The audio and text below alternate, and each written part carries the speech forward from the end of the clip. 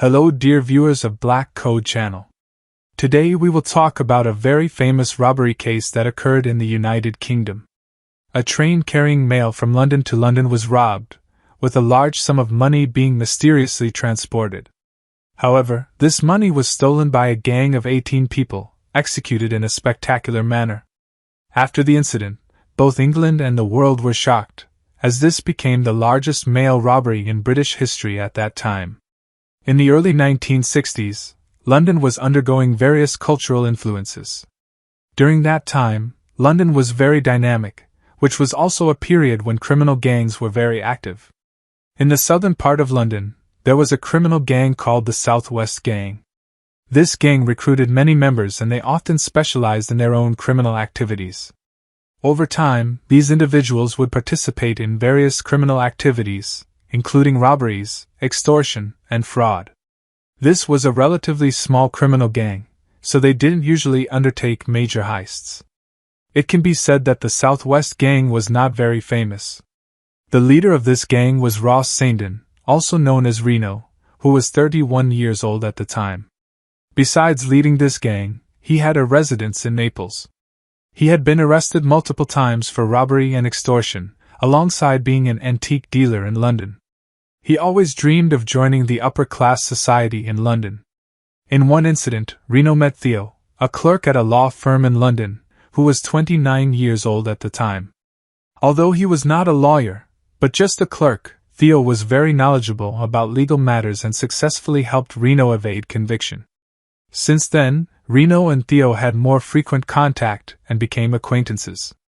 Going deeper into Theo's background, he was very skilled in networking, so his relationship network was very extensive. He had a friend who was a senior government official of the Royal Mail, working at the Royal Mail headquarters. This official disclosed to Theo some confidential information. The Royal Mail headquarters would have a train number 36, running regularly from the Chicken Coop towards the main railway line along the western coast, heading south to London. This train was different from ordinary trains, as it was specially designed to transport mail and parcels.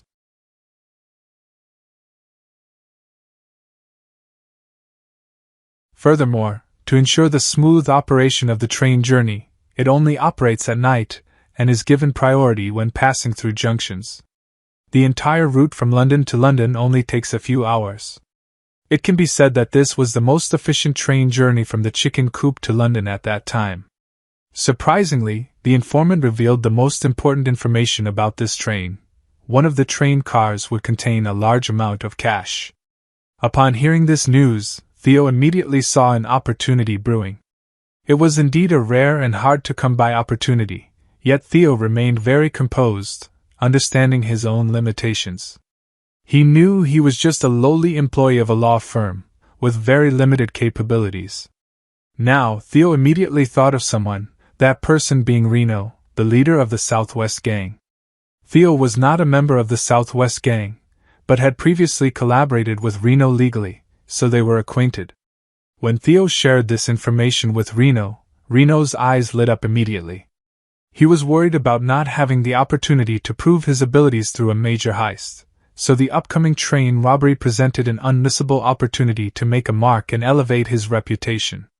Therefore, Reno immediately shook hands and devised his grand plan. He realized that successfully robbing a train was very difficult and couldn't be accomplished by just one person.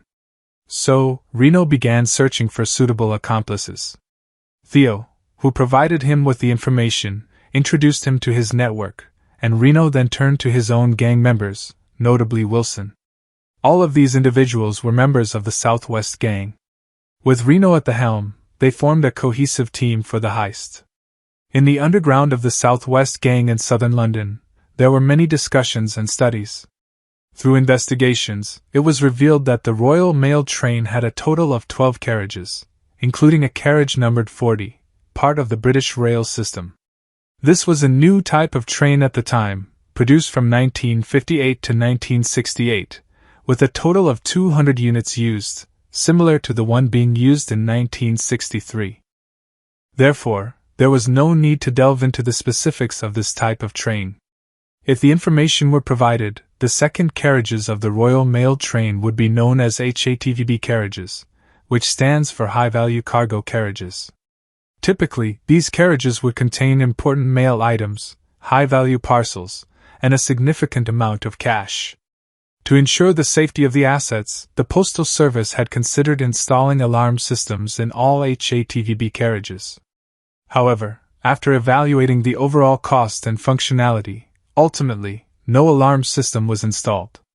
During the last shipment, the estimated value of the cargo in the HATVB carriages was approximately £300,000.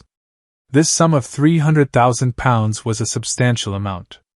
Normally, for such valuable shipments, there would be accompanying security personnel. However, the situation with this mail train was a bit different. The mail train only had postal workers and no security guards or protective measures.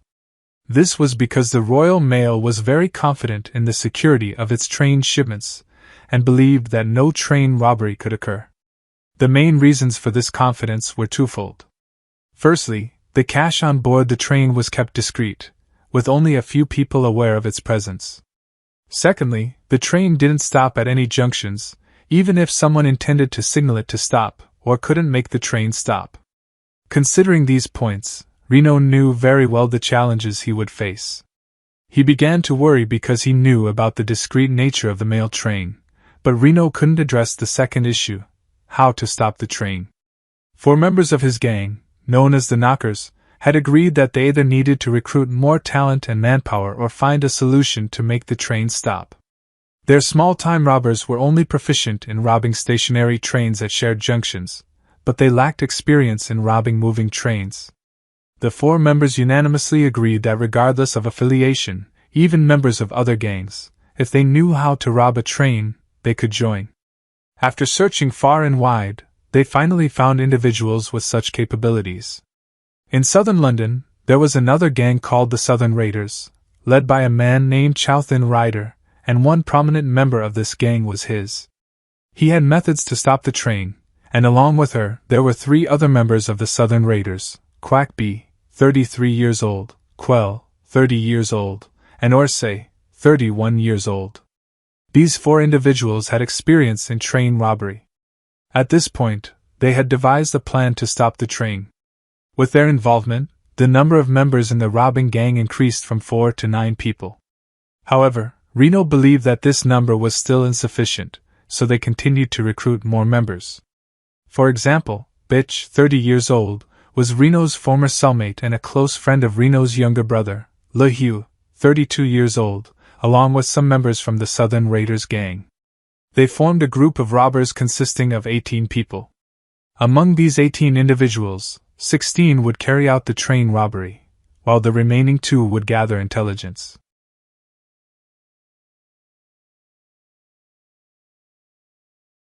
So, they planned meticulously for several months to develop detailed execution plans and escape routes.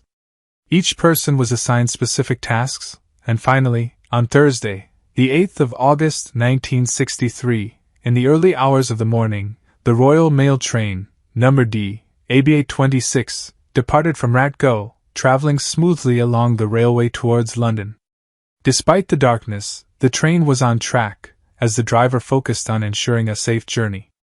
Buzz, 58 years old this year, with only a few more years until retirement, was the conductor. Additionally, there was another person on duty, Whitby, 26 years old, serving as the assistant to the conductor. This shipment had departed from Ratgo, and the previous night, at 6:50 p.m. on the 7th of August, it was estimated to take approximately 9 hours to complete the journey to London. Around 3:59 a.m. on the 8th of August, the train was expected to arrive at Elston Station.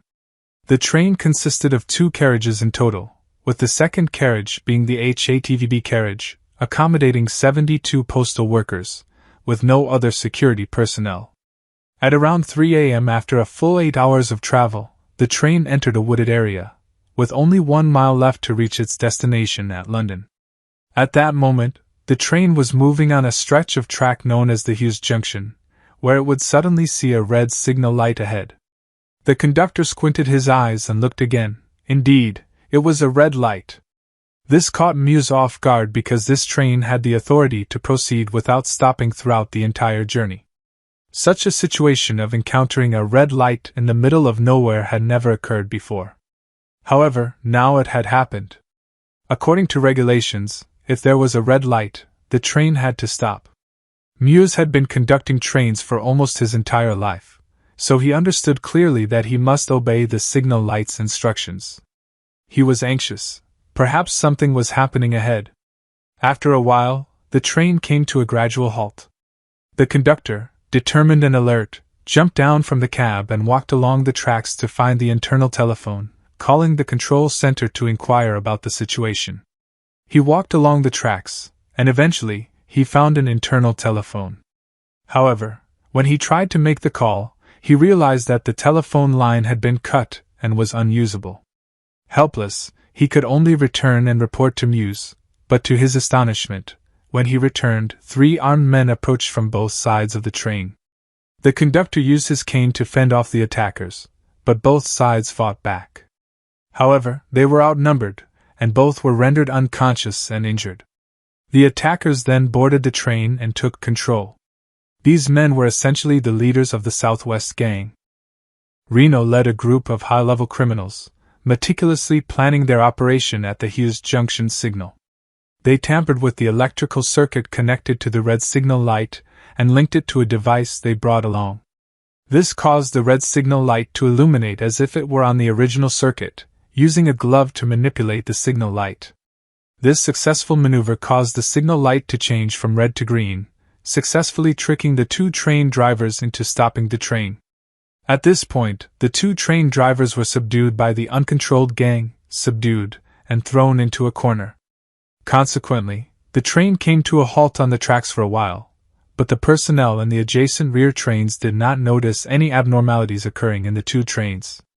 They were just waiting for the train to resume its journey after resolving the issue in the front carriages.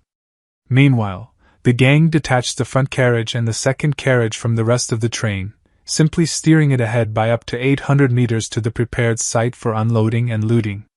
Fitch found a retired train driver, brought him back to consciousness, but even after some time trying to operate the controls, he couldn't start the train. Eventually, this person confessed that he only knew how to drive regular trains, never having operated a new model like this before. Helplessly, the gang had to wake up the driver who had been knocked out to commandeer both trains towards the 800-meter mark to the bridge and the bridge's embankment. Under the bridge, there were a van and 2 cars, with the license plates all being counterfeit. As the train arrived at the designated point, the gang proceeded to attack and capture the second HATVB carriage. They subdued the 3 personnel present in the carriage and took control. Then, they systematically transferred large sacks containing various valuables from the HATVB carriage to the middle truck under the bridge. Everything was going according to Reno's plan.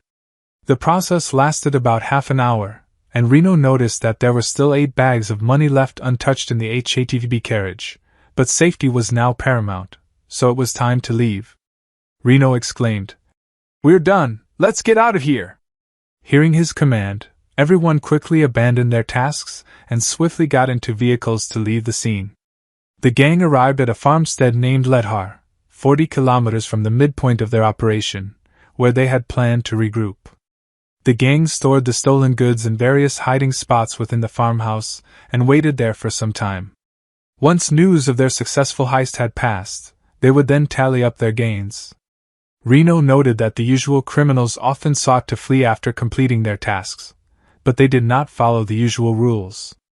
Reno didn't go far, believing that the most dangerous places were often the safest. The gang arrived at the Llandudno farmstead with a van full of cash. Upon arrival, they began the process of counting the money. Although most of them were small denomination bills, such as £5 and £10 notes, the quantity was substantial. In half an hour, they moved 120 bundles of cash, estimated to weigh 2.5 tons in total. After counting, their total haul amounted to £2.5 million in cash, far exceeding the initial expectations of £200,000 to £300,000. This amount was 10 times more than they had anticipated. The reason for the large amount of cash being transported on this train run, unlike usual, was due to it being close to the weekend when banks would have higher cash reserves. At that time, £2.5 million was an incredibly staggering figure because the weekly salary of a police officer in England was only £10. Therefore, this was an exorbitant amount of money. After verifying the cash, the gang proceeded to divide it among themselves. Of the 18 members, excluding Mr. Tai who was on holiday as they had hired him, the remaining individuals would evenly split the £2.5 million. This meant each person would receive £150,000. This news brought joy to all the members of the gang as it meant financial security for them. Pa couldn't contain his excitement, and immediately began playing Monopoly with real money, a popular pastime at the time. Regarding the delayed train, the railway employee waited on the tracks for a long time, but when the train didn't depart, she finally decided to investigate. It was then discovered that the locomotive and the HATVB carriage had vanished. Concerned, the railway employees contacted the police, and soon after receiving the report, the police arrived at the scene and began their investigation. According to a railway employee in the HATVB carriage, when a gang member emerged, he informed them that nothing would happen for half an hour.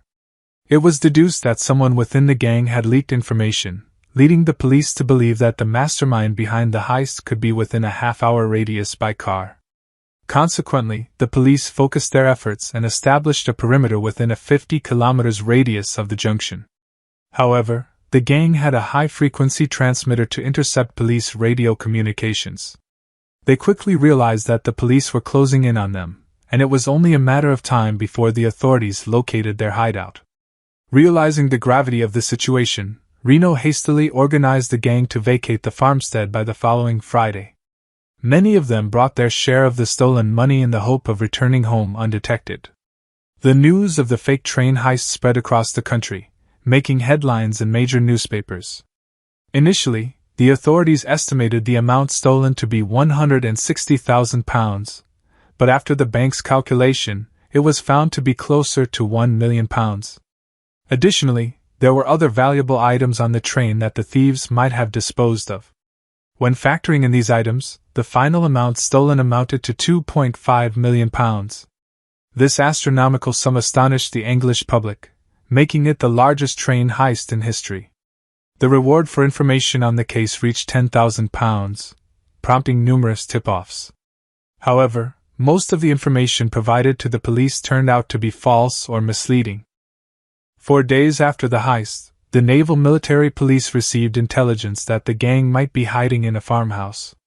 Subsequently, the Naval Military Police chief dispatched a police officer to conduct surveillance, and he discovered 2 Land Rover trucks parked outside the farmhouse. Upon closer inspection, he noticed that the license plates of both Land Rovers were identical. The police immediately reported this to their superiors. Soon after, a large contingent of police officers arrived at the farmhouse. After a thorough search, they found a considerable amount of evidence, including a cash shipment, gambling paraphernalia, Monopoly sets, and other items. It became evident that Rhinow had made a critical mistake by not securing the crime scene before leaving. In fact, before departing, Rhinow had been aware of this issue and had instructed the gang members to erase any evidence from the crime scene. We know that Theo, a series of office clerk who had been providing information to Rhinow from the start, did not directly participate in the heist planning or execution. However, due to the significant value of the information he provided and its critical role in the operation, Theo was entitled to receive £200,000. Rhinow successfully orchestrated the heist, and Theo came to the farmhouse to collect his share. At this point, Rhinow entrusted Theo with the task of burning down the farmhouse, hoping that after everyone left, he would destroy all evidence.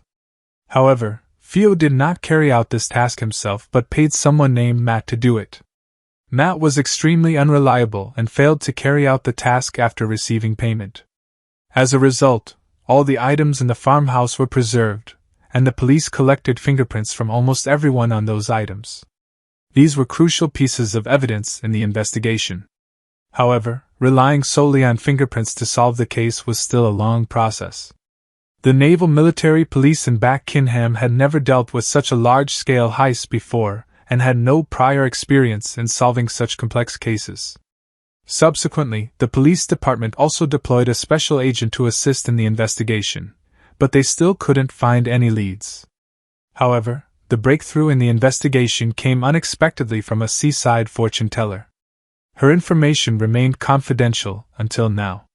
This fortune teller provided the police with a suitcase belonging to a notorious gang member, and although the suitcase was identical to those carried by the participants in the heist, the police made a crucial mistake that further complicated the case. After obtaining the suitcases of the 18 individuals, they immediately jumped to conclusions and announced the arrest of these 18 individuals. Consequently, the shock of seeing their faces on the news prompted them to scatter and hide their assets. Additionally, cause of its actions further complicated the police's efforts to apprehend them. Later, through reports from the police's anti-crime efforts, Reno successfully fled abroad. By January 1006, the trial for the train heist was underway at the Buckingham courthouse. This trial garnered significant attention from national media outlets. A total of 244 witnesses were summoned to court, with 613 pieces of evidence presented. The trial lasted 8 sessions, and the jury deliberated for 53 hours before reaching a verdict. Among the 13 defendants, 12 were convicted, and the court sentenced a total of 375 years in prison for these 12 individuals. Among them, 7 defendants were sentenced to 35 years each. This provision sparked nationwide controversy, with many arguing that this group of perpetrators only committed property crimes and did not cause bodily harm, so the 35-year sentence was excessive. This verdict was later overturned due to errors in the judgment. Of the 13 defendants, the exoneration verdict went to Renault's accomplice, known as Dai Lai. He was the only one acquitted. Dai Lai was directly involved in the operation and left fingerprints on the Monopoly game pieces. However, his defense claimed that he was not a member of the Southwest Gang and that his fingerprints on the Monopoly pieces were from playing with Renault before the heist. The court, however, rejected this argument and found Dai Lai guilty. Another defendant who received an unfair verdict was Paul Wirt. He had no connection to the case, but he was implicated because a member of the criminal group sought refuge with him. When on the run, the fugitives sought Paul Wirt's assistance in repaying a debt. As a result, Paul Wirt was also wrongfully convicted for his tangential involvement in the case. The reason for such miscarriages of justice was that among the 13 defendants, they collectively spent a large sum of money on hiring defense lawyers, all of whom claimed innocence. It became difficult to distinguish who was telling the truth and who was lying. This miscarriage of justice led to a public outcry, especially when an innocent person was wrongly convicted and an unrelated individual was sentenced. Paul Wirt, who only committed the offense of harboring fugitives, was sentenced to 25 years in prison and died in prison. 2 defendants successfully escaped from prison. In August 1960, a member of the gang, Whitson, escaped from Quaswood prison by hijacking a ship in just 3 minutes and later fled to Mexico via Paris. Whitson's successful escape inspired another member, Witzk, who also managed to escape from Quaswood prison 11 months later. Witzk's escapes became legendary, and his experiences were fascinating. However, I will tell you more about that in another story. As for the perpetrators of the train heist, those who were arrested, convicted, and those who escaped, Reinho, the mastermind, fled to Mexico, and a month later, his family joined him to evade arrest. A year later, etc. Quack also smuggled his family to Mexico. However, he didn't like Mexico very much. Upon returning to the kingdom, he was sentenced to 15 years in prison. After several years, Reinho also quietly returned to the kingdom. After passing through several countries, including Canada and France, Reinho was almost entirely forgotten. He was eventually arrested in 1906, bringing an end to his 5-year fugitive life. In court, he was sentenced to 25 years in prison. As for the victims of the heist, Tai, the train driver, suffered severe head injuries and could no longer work. The entire sum of £2.5 million that was stolen was not recovered. Mr. Muse felt deeply remorseful. He passed away in 1970, while Mr. Quit, the ticket collector, also died after 8 years. Mr. Robbery, despite being only 30 years old, succumbed to his injuries. Furthermore, the high-ranking officials involved in leaking information about the postal train's return were never found. This marked the conclusion of the entire saga. Undoubtedly, it was a profoundly significant event that entered the annals of human and British history. It demonstrated the power of teamwork but also highlighted its misuse and unintended consequences. What are your thoughts on today's story? Leave your comments now, and I'll see you in the next video. Goodbye and until next time.